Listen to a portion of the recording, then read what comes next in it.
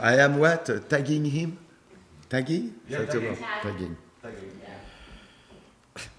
I am fuck. Yeah, no. And 5, 4.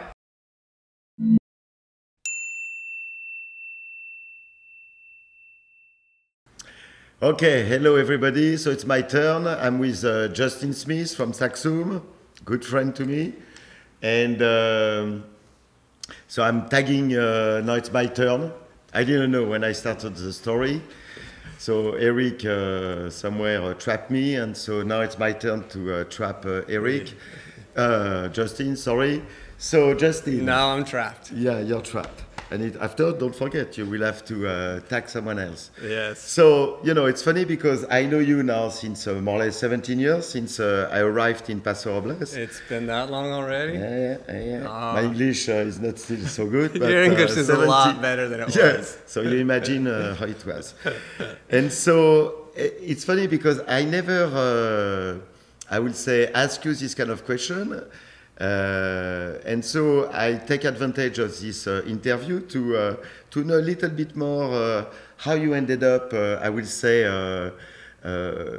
where you are today, meaning you have a very famous wine, you have the vineyards that I know from where it's coming from, but somewhere you are doing everything, so from the plantation to the bottling.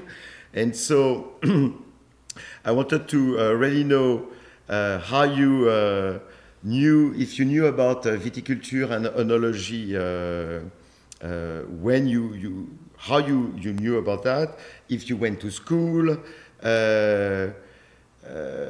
when you really starting to work and you were involved in the vineyard. So, you know, I will say from a teenager to today, I know it's a long period of your life, but somewhere... Just a quick recap of the last 30 years? Yeah, no, I have questions for the last 10 years. So more, okay. I will say how you... The beginning. Yeah, the beginning, your dad came, planted this vineyard, and after somewhere, I don't know really what Yeah, so I was 10, and when we moved up here from San Diego.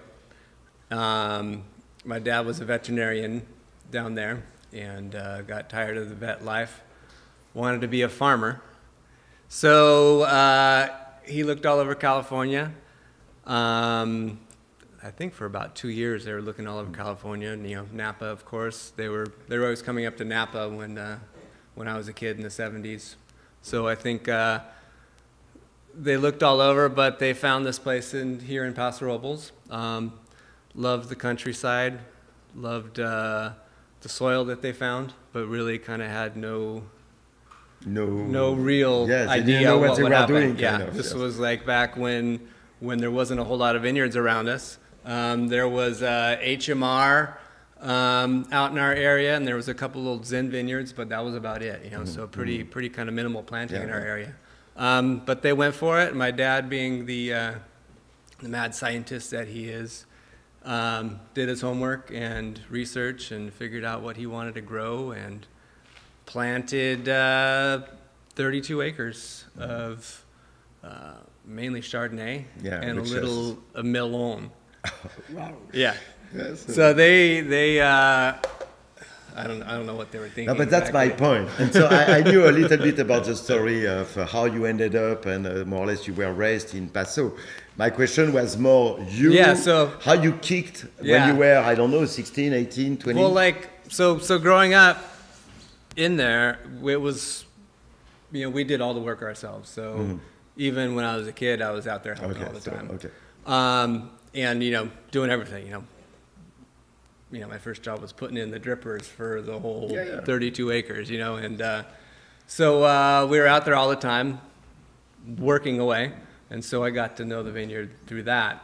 But by the time I got to, through, you know, graduating from high school, I was kind of done with it. I was like, it's cool. Yeah, exactly. I've been working in this vineyard for a long time. I'm done with it. I'm going to go off to college. I'm going to learn to be a botanist.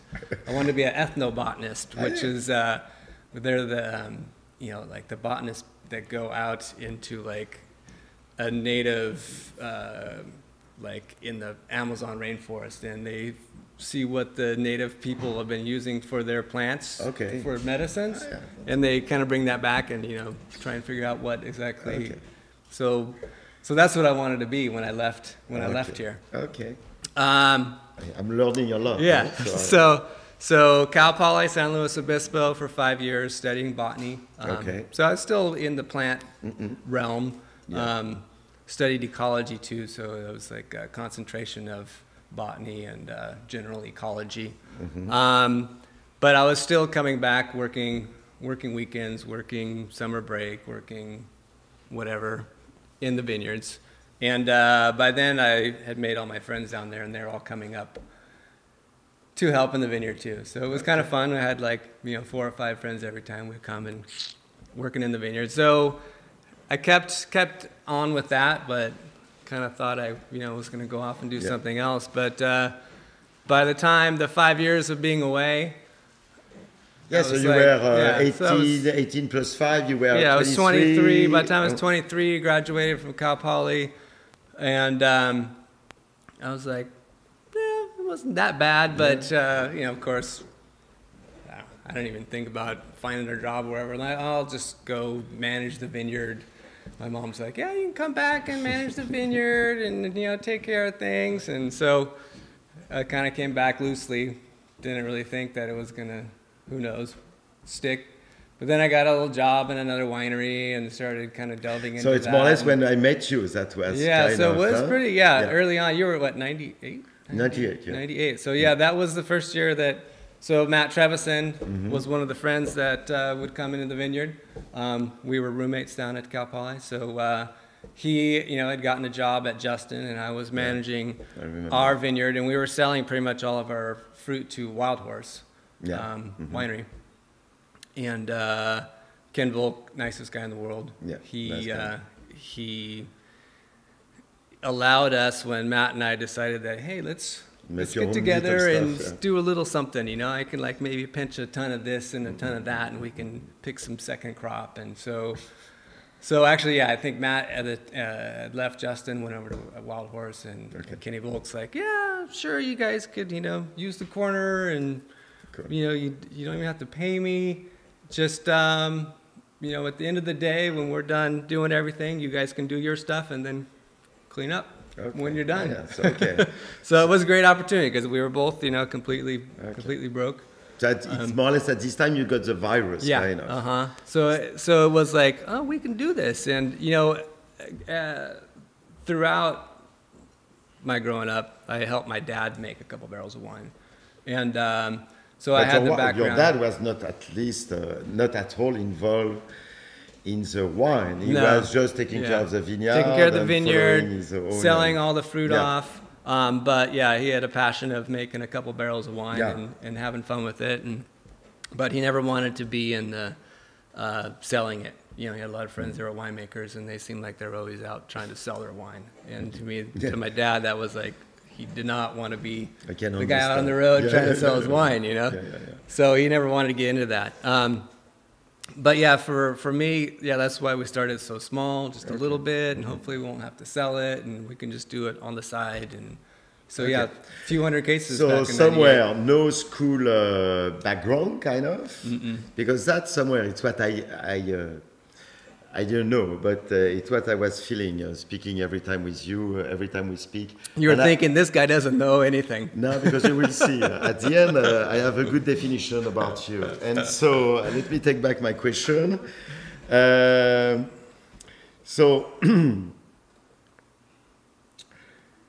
somewhere you answer to my second question. So you have to know somewhere that it's interesting to do the beginning of the whole story, because now Justin is really the cult winery in Paso.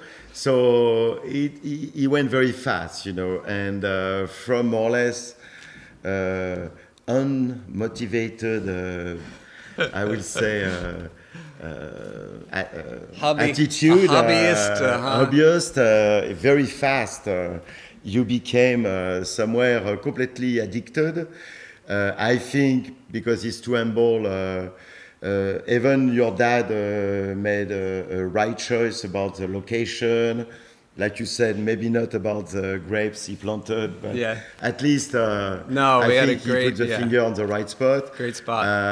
It's you slowly the last 10 years who, I would say, brought somewhere a new impact and somewhere showed the potential of this vineyard on the spot through the wine. Well, it was, you know, when I left Matt and Lenny Colodo and started Saxum, you know, it's kind of back. It was a chance to start fresh again, and so it was kind of. I started it with the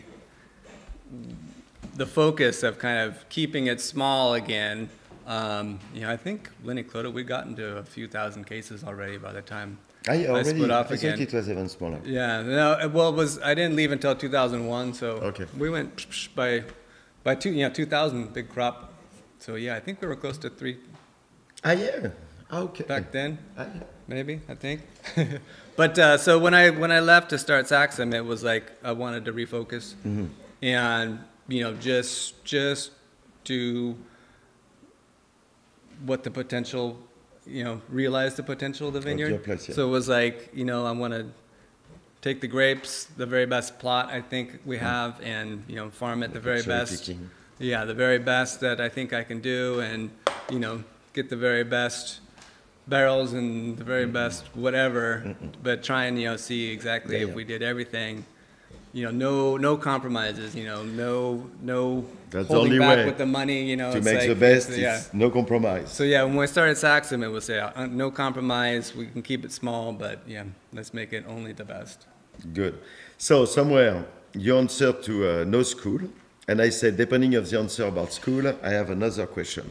So the second question is, look like you have a more on an empirical approach. And it's what I like with him. You have people that are very technician and they're a little bit boring.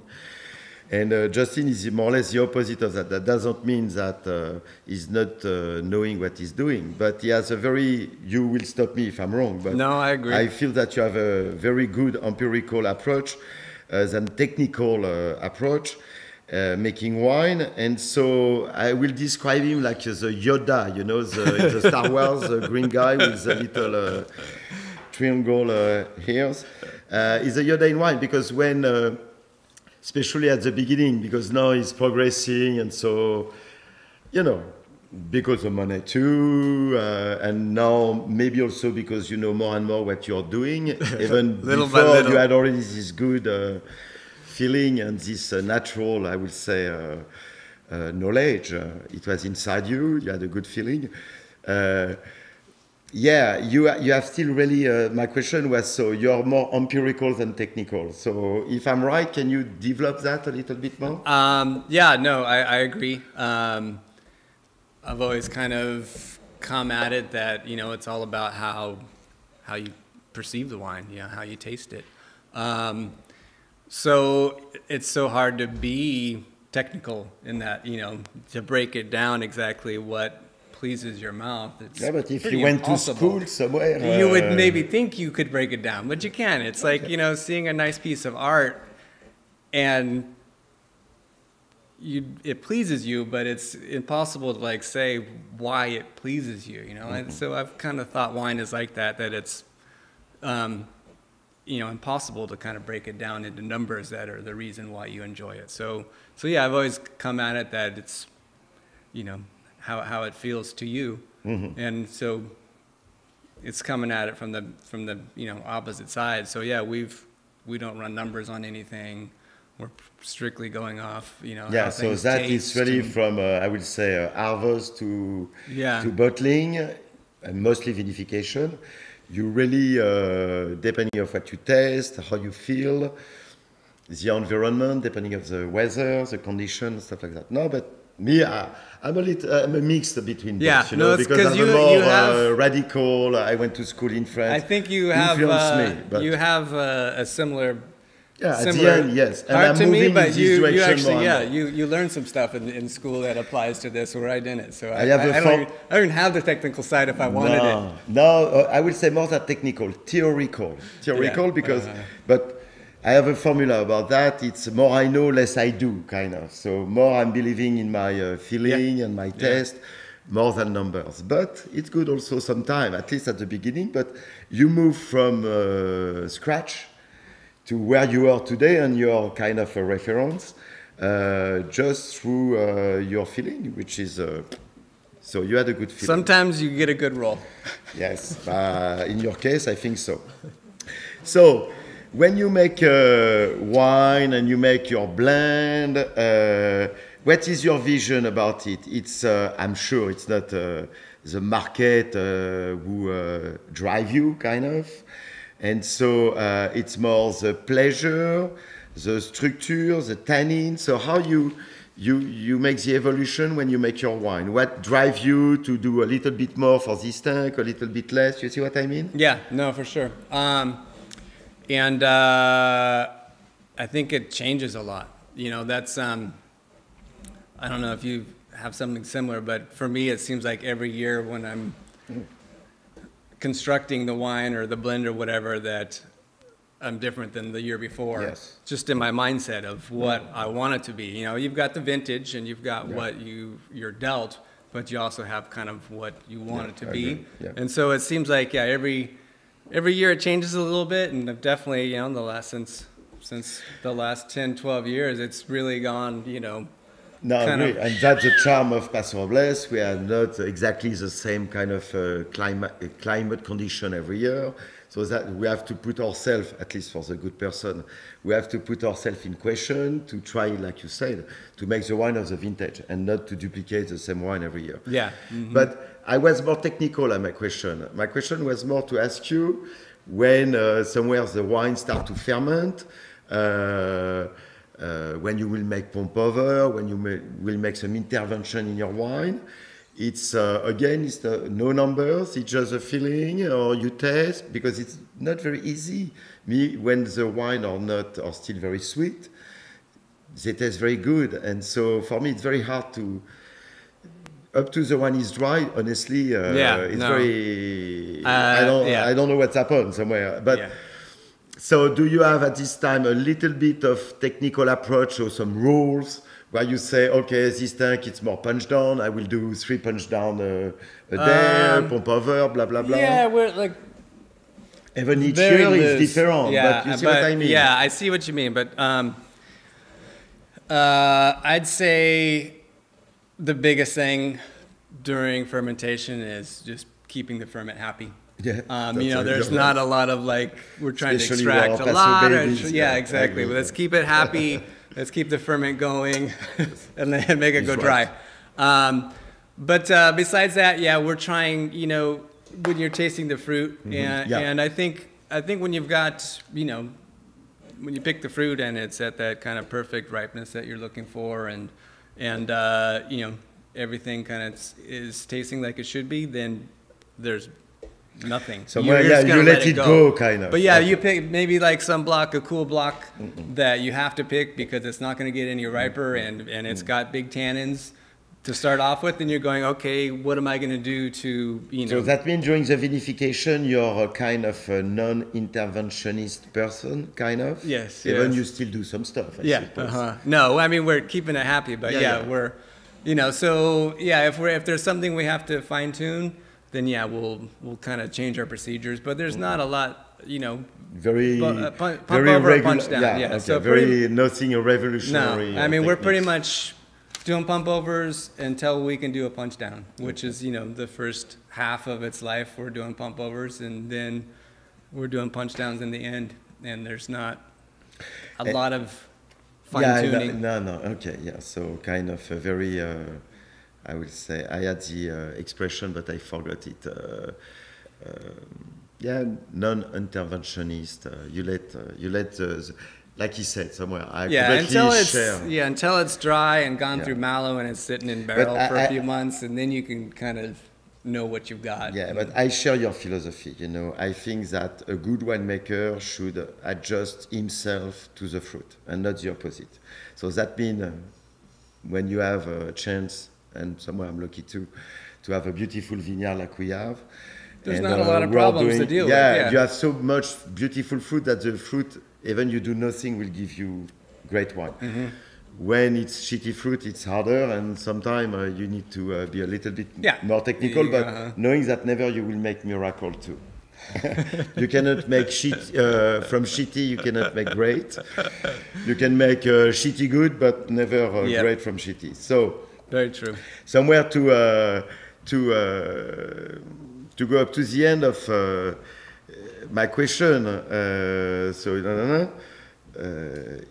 in fine, somewhere you make the wine you feel like it being the most representative of the vintage, and at the end, which is my case also, you make the wine you like to drink. And so at the end, we go back to the terroir, because we go back to the grapes somewhere, and so the vineyard. And so speaking about terroir, what's your definition about terroir? Because, and be careful, you speak to a French guy. So you have to be careful. But for me, at the end, I would like to have your version of the terroir. So what that mean? Because at the end, it's what give, regarding with the discussion we had before, you can do what you want in the vineyard, even you do less than most of the people. You make fantastic fruit because you're a good viticulturist, and your dad made a good job when he picked this place. So terroir, what is for you terroir? I think it's everything. You know, it's the soil and the climate and the season that you get, and it's also the human factors in there of how you're farming it, and when you pick it, and I think it all is together as terroir. I don't think it's just the soil or it's the altitude, the topography of your place, how it all works together, and it becomes we know we are at what 10 miles away, even less than that, 3 miles away if we flew from one place to the other place. From our places? Yes, probably. And sometimes we can harvest with a week, 2 weeks difference of timing because you have a microclimate, and that's part of the terroir, etc. Now, but I was asking you this question because for me, at the end, because a lot of people use this word on the marketing side, and I will say less they are involved in the terroir, more they speak about it. And more the real vignerons who are taking care of the viticulture and making wine, we are kind of humble. We don't speak about terroir like a punctuation, and we don't use this word every sentence. But at the end, we are really driven by the terroir. And I think that somewhere, it's what I wanted to... and I think we have a beautiful terroir. Yeah, and we are lucky people. Yes. Willow Creek terroir. So, I have maybe a few more questions. So let's go back maybe a little bit. I have still some time, so... Oh, yeah.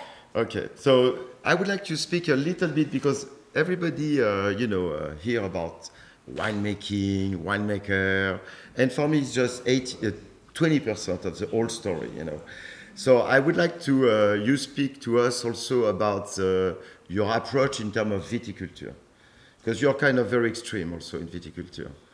Very extreme? Kind of. Yeah, maybe so. That changes just like the winemaking every year. And, right now what we're dealing with are completely different than what we were dealing with 3, 4, 5 years ago. So, what do you mean? Well, I mean, the biggest thing, the drought, I know what you mean, but before 2013, I never watered our mature vines, and maybe that's what you're referring to for my craziness.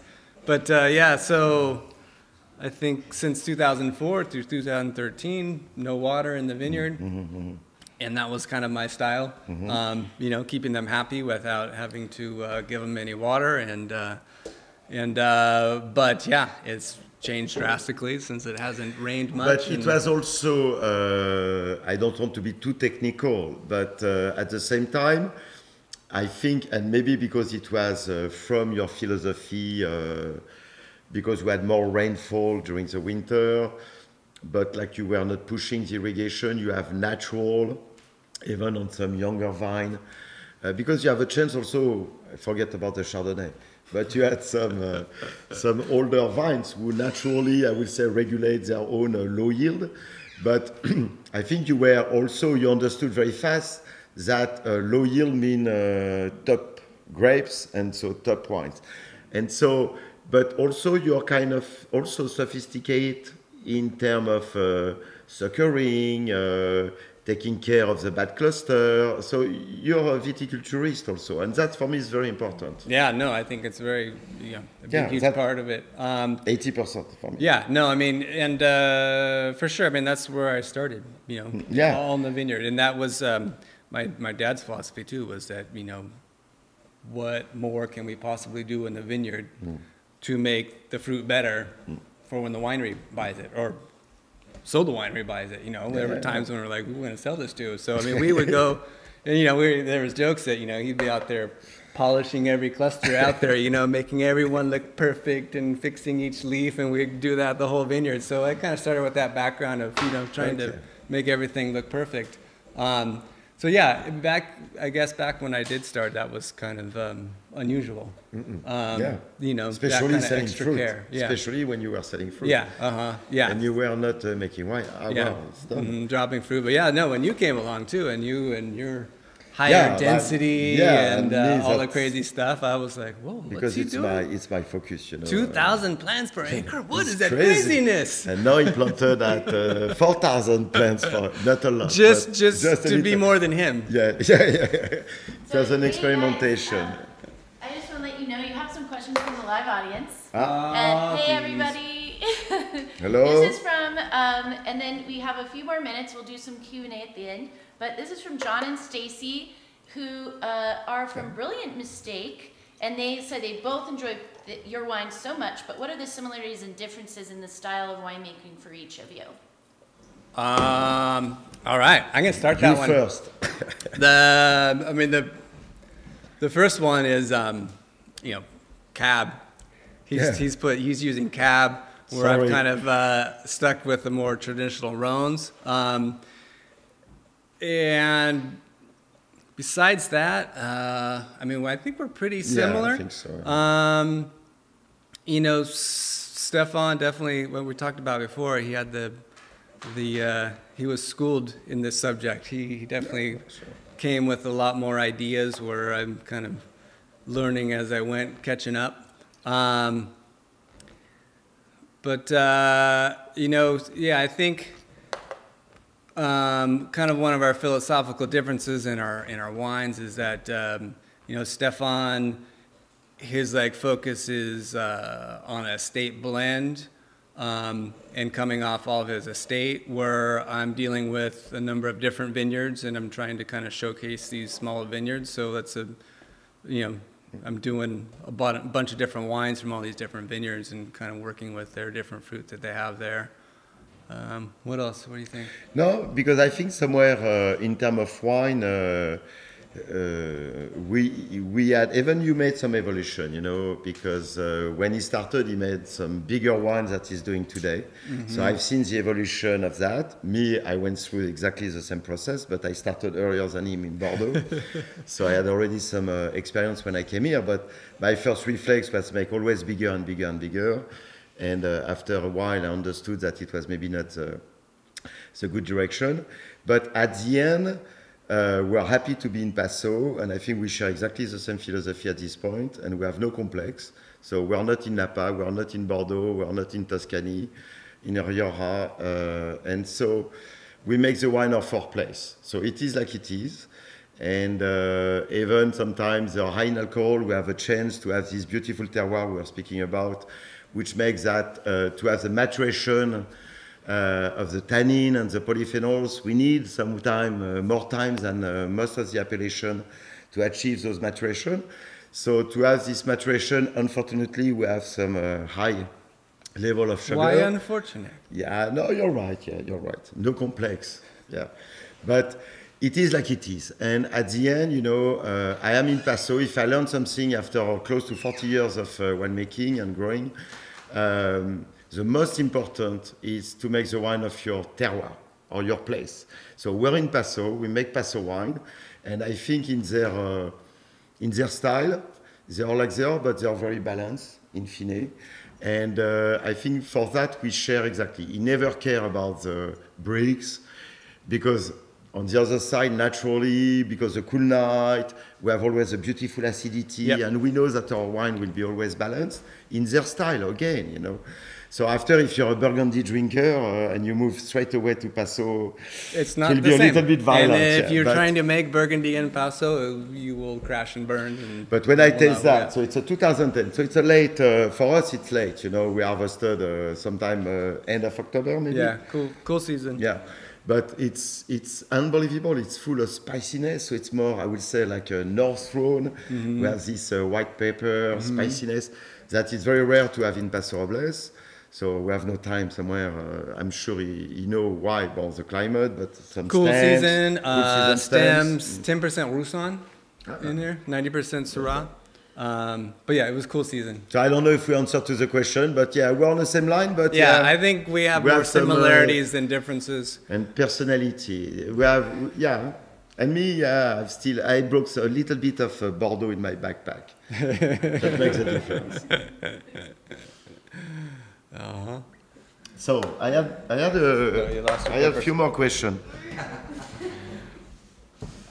Thank you, Justin. I'm old. So,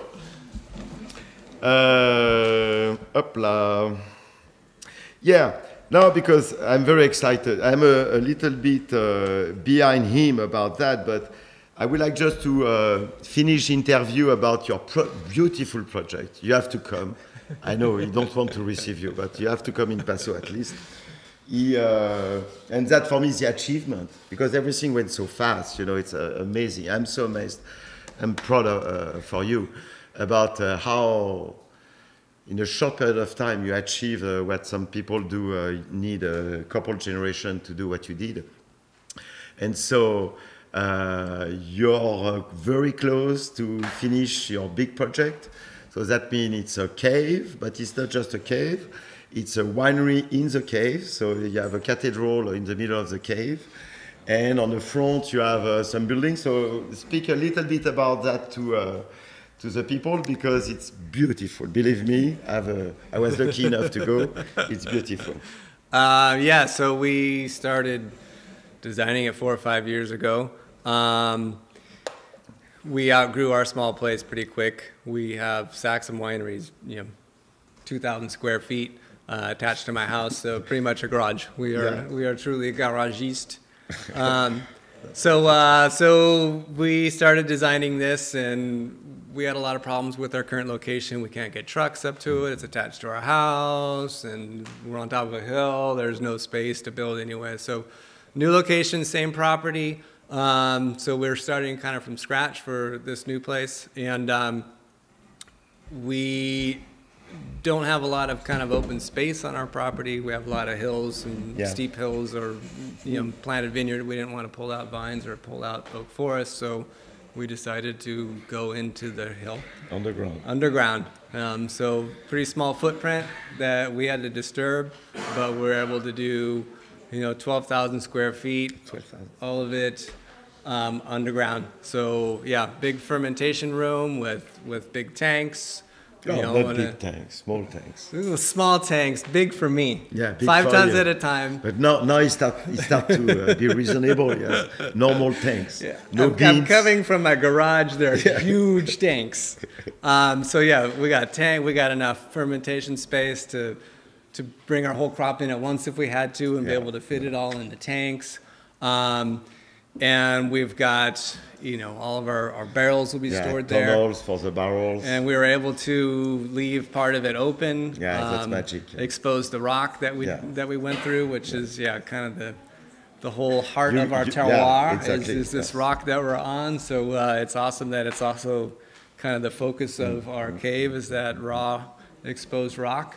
But yeah, it was awesome because I got to do the whole thing from scratch and be like, But you did good, because honestly, it's beautiful. So yeah, honestly. Stephan is doing his own cave too. And I'm behind him. The diggers left my place and they went over to his place and started doing the same over at his place. So every mistake he did, I learned about it, and so thank you, Justin. So it was perfect. And so when do you think that the project will be achieved? Well, I hope to start moving in barrels of wine in just a month.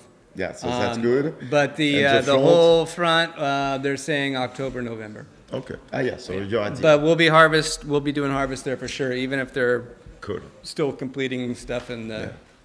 But yeah, we'll be doing harvest for sure. So maybe the one will be even better. Yes, that's what we hope. No, you will have a nice tour. It's a nice tour. No, it's important, because again, the wine is coming from the fruit, and so I will say the vinification, even with bad equipment, if the grapes are great, you can make good wines. But I think just for our personal life, like a winemaker in the day-to-day during the harvest, where it's a little bit it'll crazy. be a luxury.